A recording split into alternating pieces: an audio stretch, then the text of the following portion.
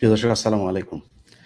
আমরা আজকে যে বিষয় নিয়ে কথা বলব সেই বিষয় নিয়ে কথা বলার জন্য আমার সাথে বিশেষ একজন ব্যক্তিত্ব আছেন যিনি আ বাংলাদেশ জাতীয়তাবাদী মুক্তিযোদ্ধা দলের অ্যা প্রেসিডেন্ট। তিনি রণাঙ্গনের একজন মুক্তিযোদ্ধা। সেক্টর 2 তে তিনি যুদ্ধ করেছেন। ক্র্যাক প্লাটুনেরও একজন সদস্য ছিলেন তিনি। ঢাকাতে বীর দর্পে তিনি ৭১ এ মুক্তিযুদ্ধে অংশ নিয়েছিলেন, শহীদ পরিবারের সদস্য। আ এবং তিনার আরো অনেকগুলো পরিচয় আছে। আসলে আমরা এতগুলো পরিচয়ে যাচ্ছি না। আমাদের সাথে যিনি আছেন ইশতিয়াক আজিজ উলফাত ভাই। আমরা উলফাত ভাই হিসেবেই উনাকে জানি। উলফাত ভাই আপনাকে স্বাগত জানাচ্ছি। আ উলফাত ভাইয়ের আরো একটা আ আ পরিচয় আছে। তিনি হচ্ছেন আমাদের সবার প্রিয় বীর মুক্তিযোদ্ধা লেফটেন্যান্ট কর্নেল বীর শরীফুল ইসলাম ডালিম আ ভাই উনার একজন অনুসারী, অত্যন্ত পছন্দের একজন মানুষ উনি।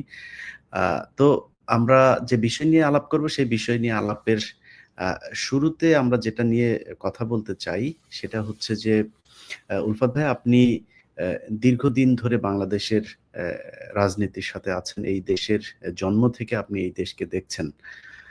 বর্তমান সরকার আপনারা আ নিশ্চয়ই জানেন যে আসার পর থেকে বিডিআরের যে পিলখানা হত্যাকাণ্ড এটা বাংলাদেশের অস্তিত্বের সাথে মিশে আছে এবং এটার মাধ্যমেই আমি মনে করি বাংলাদেশকে গেল ১৫ বছর ভারত শাসন করেছে। আপনি মনে প্রাণে আপনার রক্তের ভেতরে ভারত বিরোধিতা জড়িয়ে আছে।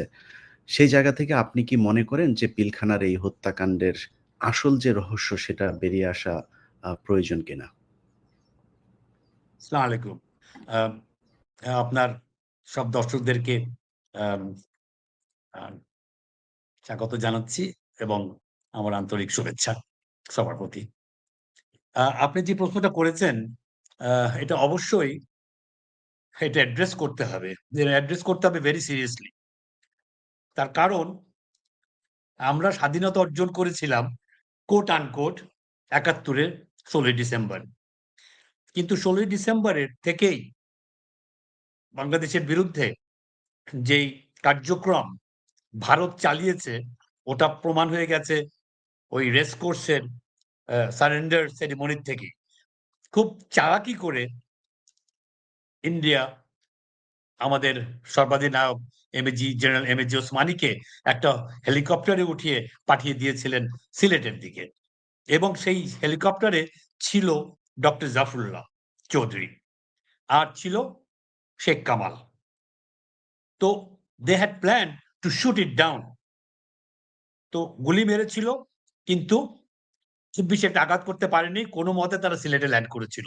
তো সেদিন থেকেই ১৬ই ডিসেম্বর এবং তার আগের থেকেই সবকিছু তাদের প্ল্যান প্রোগ্রামে ছিল।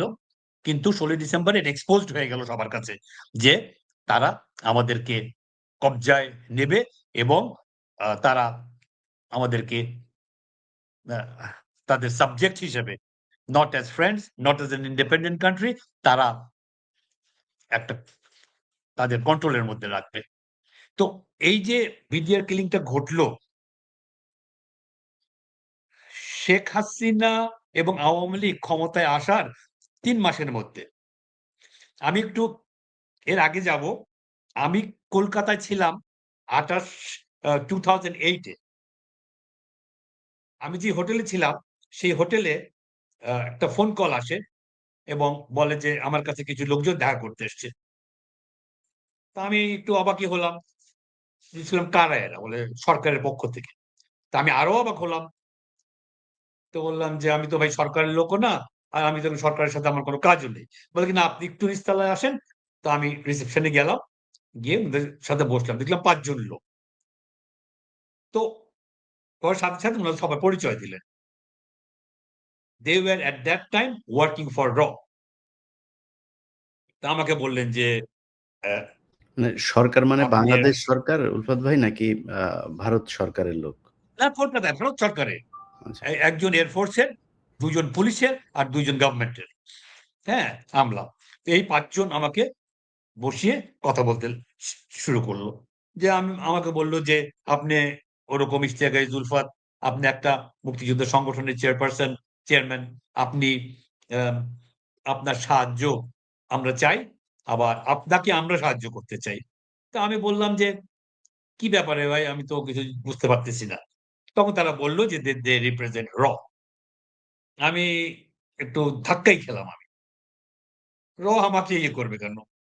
তো বলল যে, "এবার সরকার আমরা বাংলাদেশকে সাহায্য করব শেখ হাসিনাকে ক্ষমতায় আনতে। তো আপনি তো কোলাবরেটরদের বিচার চান ৭১ এর। যদি তাই চান, একজন মুক্তিযোদ্ধা হয়ে থাকেন, একজন শহীদ আপনার ভাই, যার সাথে আমরাও যুদ্ধ করেছি আ ৭১ এ। তো তাহলে আপনি আমাদেরকে সাহায্য করেন।" তাহলে আমার মতন একটা লোক কিভাবে সাহায্য করবে? বলে যে, "না, আপনি করতে পারবেন। আমরা বুঝিয়ে দেব। আমরা আপনাকে একটা সংগঠন করব, সেক্টর কমান্ডারস ফোরাম নামে। সেটার আপনি সেক্রেটারি জেনারেল হবেন। আপনার সাথে একজন আমরা সেক্টর কমান্ডার দিয়ে দেব। আর আপনাকে আপনার অ্যাকাউন্টে ২০ কোটি টাকা দিয়ে দেব এবং আপনার যা লজিস্টিক সাহায্য লাগবে, আমরা আপনাকে সবকিছু দিয়ে সাহায্য করব। এবং আমরা আওয়ামী লীগ ক্ষমতায় আসার পর আপনি এমপি হতে চান, অ্যা মন্ত্রী হতে চান, অ্যাম্বাসেডর হতে চান, আমাদের কোটায় আপনি এই সমস্ত যা খুশি আপনি হতে পারবেন।" আমি মনে, মনে চিন্তা করলাম, আমার ভাই শহীদ আশফাক হোসেন আমার বীর উত্তম। সে ২২-২৩ বছর বয়সে মাথার মধ্যে একটা মেশিন গানের বুলেট নিয়ে সে পড়েছিল আ নদীর পাড়ে পাকিস্তান আর্মির বিরুদ্ধে যুদ্ধে। আমার বাবাকে আমার জন্য উঠিয়ে নিয়ে গিয়ে অমানসিক টর্চার করেছে পাকিস্তান আর্মি, অমানসিক। তো আমার বাবার সেই টর্চারের কষ্ট আর আমার ভাইয়ের রক্ত, আমার অর্জিত স্বাধীনতা, আমার স্বাধীন দেশ। আর আমি তাদের কাছ থেকে তাদের কৃপায়, তাদের কোটায় আমি মন্ত্রী মিনিস্টার হব। তো যাই হোক, আমার এটার থেকে বেরোতে হবে। আমি তাদের কাছে বললাম যে, "আমি এখন কথা দিতে পারছি না। আমার সাথীদের সাথে কথা বলতে হবে। তো আমি সামনের মাসে আপনাদের সাথে কথা বলব। I just want to get out of that thing." তো এনিওয়ে বলল যে, "ঠিক আছে, তাহলে আপনার সাথে যে আমার কথা হয়েছে, আমরা একজনকে দিল্লি থেকে আনবো।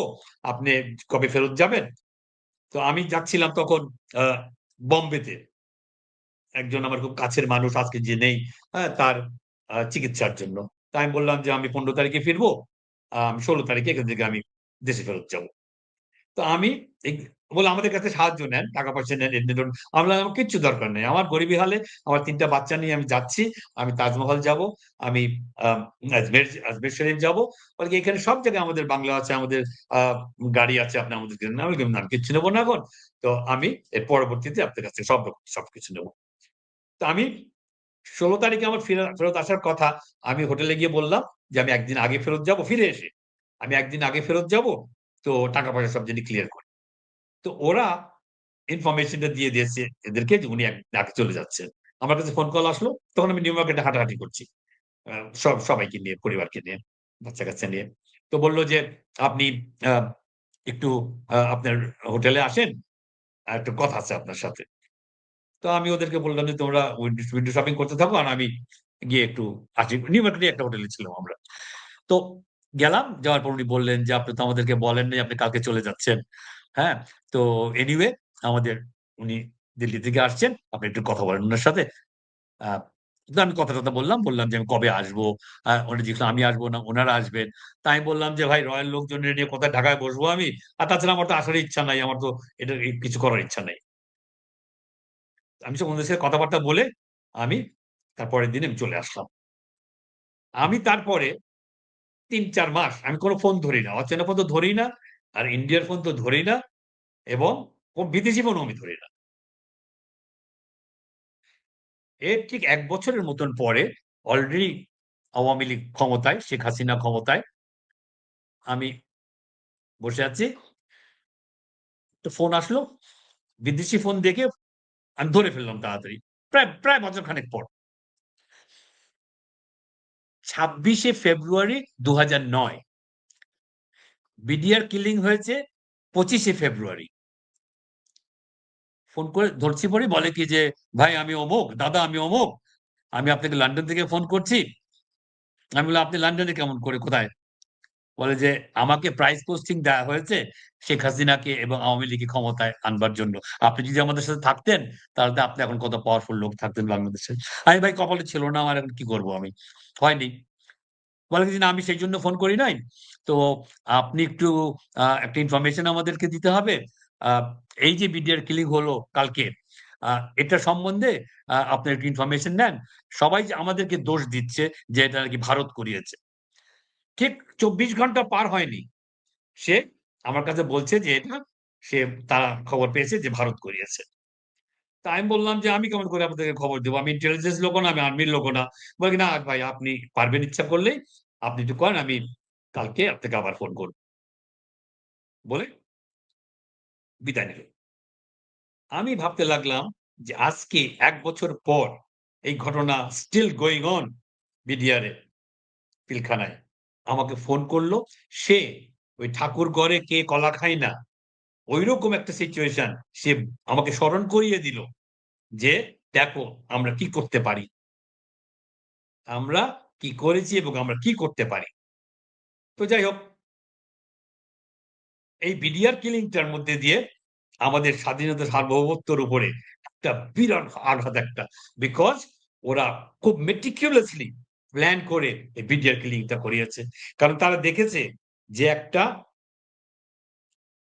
আর্মি, সেনাবাহিনী যখন patriotic থাকে, which is their duty, which their promise to serve the country and the people, যদি থাকে তাহলে কিছু করা তাদের ইচ্ছা মতন সম্ভব না। কাজেই ওই জায়গাটায় সবচেয়ে শক্ত জায়গাটায় আমাদের ওখানে হিট করতে হবে। যত হিম আমাদের সাহসী অফিসার, হ্যাঁ? কার্যক্রম করেছে ওই পর্যন্ত ৭৫ পর্যন্ত। ওদের সবাইকে এ এ না এটা অ অ ওই ২০৭১ এর পর থেকে ২০০৯ পর্যন্ত। তাদের সবাইকে ওই দরবার হলে এনে ওই রমজানের সেই একটা অ্যালিগেশন তাদের বিরুদ্ধে দিয়ে তাদেরকে বসিয়ে এবং ভিতর থেকে তাদেরকে আ দিয়ে এই জিনিসটা করালো। কিন্তু ওরাও বুঝতে পারে নাই যে তাদের মধ্যেই ইন্ডিয়ান অপারেটিভস রা কাজ করেছে। সেদিনকার খোঁজ নিলে জানতে পারবেন যে একটা ফ্লাইট টেক অফ করে ঢাকা এয়ারপোর্ট থেকে। One and only flight. সেটা ঢাকা থেকে দুবাই পর্যন্ত। এবং সেখানে ৪০ জন লোক যায় এবং এদের মধ্যে এই ব্লাক ক্যাট রা যারা কাজ করেছে সেদিনকার বিডিআর এর ড্রেস পরে, ড্রেস রেখে তারা একটা গাড়িতে উঠে বা কেউ বলে আর্মি অফিসাররা এখনো বলছে যে ৮ টা আ অ্যাম্বুলেন্স কালো গাড়ি ওখান থেকে বের হয় এবং তারা কোথায় যায়? সেখান থেকে এয়ারপোর্টে যায়। তারা this was a plan and meticulously carried out by র। আর এদেরকে হেল্প করেছে কারা? এদেরকে হেল্প করেছে আহ আমাদের তখনকার আওয়ামী লীগের আ আজম, আ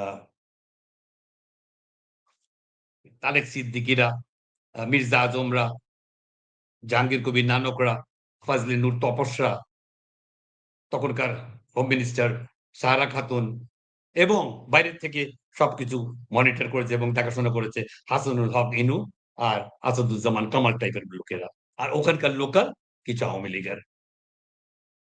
তো এইটা করতে পারার পর তারা এই পর্যন্ত এই গত এতগুলা বছর তারা ডাইনে বাঁয়ে তাকায় নাই। তারা তাদের মতন করে নির্বাচন করেছে। তারা তাদের মতন করে শেখ হাসিনাকে ক্ষমতায় রেখেছে। কাজেই এটার বিচার এটা হতেই হবে। যখন এই আমাদের বিএনপির লম্বা ১৭ বছরের আমাদের যে আন্দোলন, আমাদের যে তাদের সাথে একটা বোঝাপড়া এবং তাদের অত্যাচার আমরা সহ্য করে এই পর্যন্ত এসছি।